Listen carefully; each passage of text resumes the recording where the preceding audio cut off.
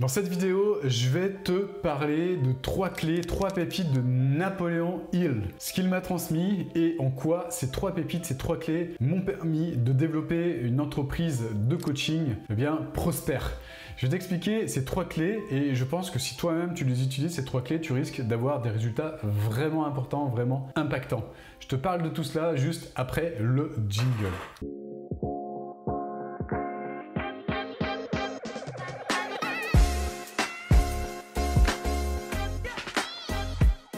Alors les 3 pépites, les 3 clés de Napoléon Hill. Donc je t'invite vraiment à rester jusqu'à la fin de cette vidéo parce que la troisième, c'est celle qui va vraiment t'aider à obtenir les résultats. Donc Napoléon Hill, qui était-il? Napoléon Hill, c'était un écrivain qui a écrit notamment le livre Réfléchissez et devenir riche. C'était une personne qui est née dans les années 1800, à la fin des années 1800, malgré le fait que ses écrits commencent à dater un petit peu. Tout ce qu'il a écrit, c'est de l'or en barre. Pourquoi? Parce que ce sont des règles universelles qui sont valables et qui le seront toujours. C'est pour ça que je les ai expérimentées. Et je peux te garantir que tout ce que j'ai pu expérimenter, ça a été de l'or. Pourquoi? Parce que ça a fonctionné, ça a marché. Voilà, donc la première clé qui m'a été transmise par Napoléon Hill, c'est le fait d'avoir une vision claire vis-à-vis d'objectifs clairs. Cela signifie qu'il est nécessaire, absolument nécessaire et plus qu'important, de définir sa vision, de définir un objectif et le faire avec clarté. Faire en sorte de dater les choses de la façon la plus simple et précise possible, de manière à pouvoir mettre de l'énergie vers ces objectifs. Ce qui m'a le plus touché vis-à-vis de cette première pépite, vis-à-vis de cette première clé, c'est le fait que Napoléon conseille de visualiser les choses. Je m'explique. Visualiser les choses, ça veut dire quoi? Ça veut dire simplement imaginer cet objectif lorsqu'il sera réalisé. Mais bien plus que ça, ce qu'il conseille, et ça c'est vraiment la clé de cette pépite, si tu la comprends, si tu la mets en pratique et que tu l'intègres, c'est aller au-delà du fait de visualiser, c'est ressentir. Ressentir les choses comme si elles étaient déjà faites. C'est-à-dire que tu vas te visualiser en ayant réalisé cet objectif, mais en plus de ça, et c'est le plus important, je répète, c'est de ressentir les choses et de ressentir les émotions que tu vas ressentir, que tu ressentiras lorsque tu auras atteint cet objectif. Pourquoi je dis ça? Parce que le cerveau ne fait pas la différence entre ce qui est réel et ce qui est faux, ce qui est imaginé en fait. Il ne fait pas la différence et ce qui se passe, c'est que si tu lui fais ressentir des choses, si tu lui envoies des signaux de ressenti positif, il va intégrer que l'objectif que tu visualises, c'est ce qui lui apporte du bien. Le cerveau, c'est basique, c'est plaisir-douleur, plaisir-douleur. Donc si tu lui fais comprendre que ta vision, ton objectif, c'est du plaisir, si tu ressens du plaisir en visualisant là où tu veux aller, tu fais comprendre à ton cerveau, tu lui envoies le message que tu veux aller dans cette direction parce que cette direction-là, c'est ce qui t'apporte du plaisir. Et plus tu vas connecter ton cerveau à du plaisir en visualisant ce que tu as envie de réaliser, et plus il va être ton meilleur serviteur pour t'aider justement à atteindre cet objectif. Aussi simple que ça. Deuxième clé, deuxième pépite qui m'a été transmise par Napoléon Hill, c'est le fait d'avoir un état d'esprit positif. Alors beaucoup de personnes vont me dire mais ça je le savais déjà Olivier, bien évidemment. La question que je leur poserai à ces personnes, c'est est-ce que tu le mets en place? Je vais aller plus loin vis-à-vis de ça, vis-à-vis du fait de développer un état d'esprit positif. Ça ne suffit pas. Il faut aller plus loin pour vraiment avoir des résultats. Il faut faire en sorte que cela devienne une habitude, voire plus, cela devienne un état d'esprit et que cela fasse partie intégrante de ta personnalité. Je m'explique. Plus tu vas prendre l'habitude de le faire, et plus tu vas envoyer à ton cerveau des signaux positifs. Et plus tu vas envoyer des signaux positifs, et plus tu vas te sentir bien, et plus tu vas te sentir bien, et plus tu vas prendre l'habitude inconsciemment de le faire, de continuer à le faire. De manière à ce que ça fasse au bout d'un moment partie intégrante de ta personnalité. Donc le but, ça va être de s'auto-conditionner. Il y a plein de façons qui permettent de le faire. S'auto-conditionner de manière à pouvoir progressivement également changer ses croyances, changer son état d'esprit, changer beaucoup de choses, faire passer dans ton subconscient énormément de choses. Napoléon Hill était quelqu'un qui croyait beaucoup dans la capacité du subconscient justement à t'amener à la réussite, à t'amener au succès. Et il donne également des façons de faire pour pouvoir se reprogrammer son subconscient pour pouvoir mener des actions qui amènent les résultats. Et c'est ça, c'est en connectant à cela également que j'ai pu accélérer énormément mes résultats. En allant dans les couches au-dessus, au-dessus des couches mentales, dans le subconscient. Parce que le subconscient, si c'est quelqu'un qui est contre toi, c'est-à-dire si c'est quelqu'un, à la base, le subconscient est là pour te protéger, mais si dès que tu sors de ta zone de confort, ça bloque, c'est que quelque part, c'est obligatoire, il y a quelque chose au niveau de ton subconscient, quand je fais ça, c'est subconscient, dans ton subconscient qui fait que une croyance, une histoire dans un de tes vécus précédents qui fait que ça bloque.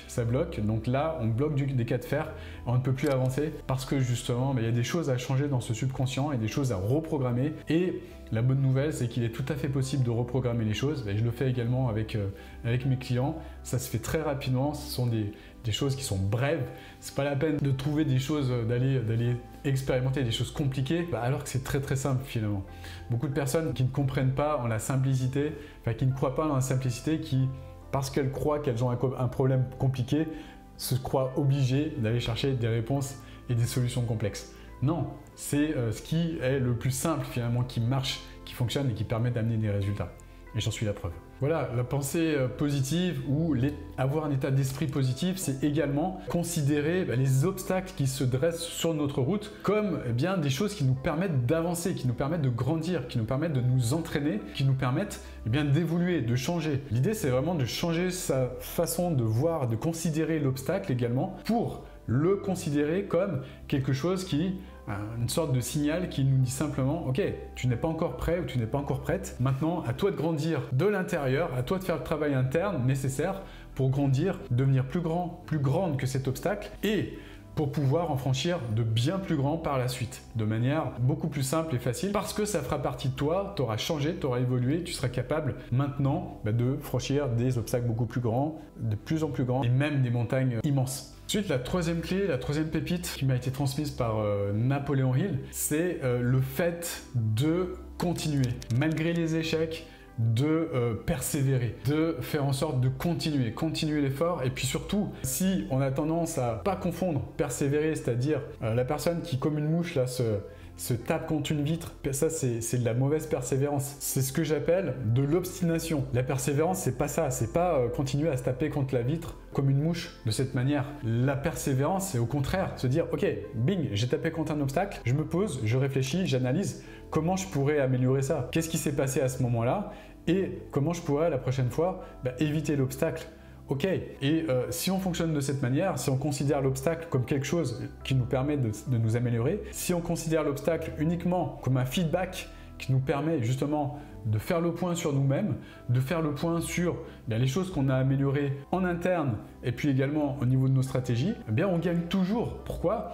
Parce que quoi qu'il arrive, on arrête de taper comme ça, comme une mouche là, et on se pose, on se dit ok, qu'est-ce qui se passe ? Ah oui, je dois grandir, d'accord, jusqu'à ce qu'on puisse une fois qu'on a grandi, se dire en fait c'est une fenêtre, là il y a une poignée, ok, j'appuie sur la poignée, j'ouvre cette fenêtre et je peux sortir. C'est simplement comprendre que chaque obstacle nous apporte plein de choses qui nous font grandir en fait. Et ça demande également de la persévérance, ça demande également du travail sur soi, ça demande également de changer ses perceptions. Parce que si on garde la même perception que la mouche là, qui ne voit pas la vitre en fait, qui voit juste l'extérieur et qui bute contre cette vitre, si elle ne change pas ses perceptions, cette mouche, jamais elle peut sortir jusqu'à la mort en fait. Et ça peut peut-être paraître simple comme exemple, mais il y a tellement de personnes qui sont prisonnières comme ça, là, qui ne voient pas qu'il y a une vitre en fait. Moi j'étais prisonnier de ça jusqu'au jour où je décide de fonctionner différemment, d'adopter une persévérance qui me permette justement de travailler sur moi, de travailler en interne et surtout de changer mes lunettes là, changer mes perceptions et de comprendre que finalement en changeant mes perceptions, ça c'était pas juste un truc qui m'empêchait d'aller dehors, c'était une fenêtre et qu'il y avait une solution justement pour ouvrir la fenêtre et qu'il suffisait simplement de voir la poignée qui se trouvait juste à côté, de la tourner et puis de tirer la fenêtre pour pouvoir sortir. C'est ça ce que j'appelle changer ses perceptions. Donc persévérance dans le travail qu'on réalise les actions, mais également travail sur soi pour changer ses perceptions, persévérance par rapport à cela, et c'est le plus important. Il y a énormément de personnes qui rejoignent mon accompagnement qui au départ ne comprennent pas tout ce que je viens d'expliquer là, tout ce qui concerne le travail sur soi. Mais tous les blocages des personnes que j'accompagne et qui croient qu'elles ont juste un problème marketing ou juste un problème d'automatisation. Il y en a beaucoup qui viennent juste pour automatiser, mettre en place un tunnel de vente automatisé, faire des choses comme ça pour trouver des clients rapidement, etc. Et qui se rendent compte que finalement, le plus important, c'est pas ça. Le plus important, c'est la transformation qu'elles vivent et que c'est ça qui leur permet finalement de manifester des résultats. C'est pas le tunnel de vente, c'est pas le fait de travailler sur le marketing. Tout ça, on le fait évidemment avec mes clients.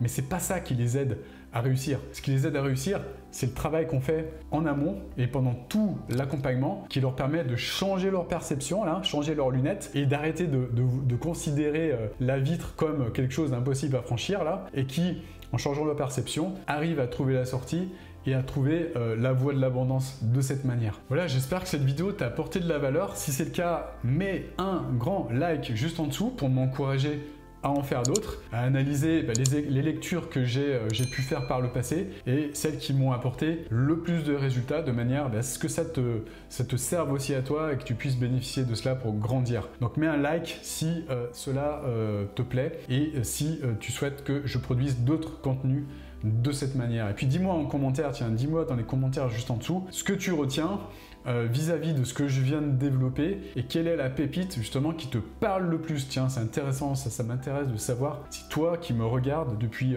peut-être quelques semaines ou quelques années, eh bien, quelle est la pépite que j'ai développée dans cette vidéo qui te parle le plus et qui t'aide le plus, qui t'aidera le plus toi à te libérer peut-être de certains schémas et d'atteindre tes résultats. Voilà, je te souhaite dans tous les cas une magnifique journée et puis regarde la description, tiens, regarde la description juste en dessous. J'ai mis pour toi plein de liens qui vont t'apporter énormément de valeur, je t'en dis pas plus. Magnifique journée à toi, à très bientôt pour une nouvelle vidéo.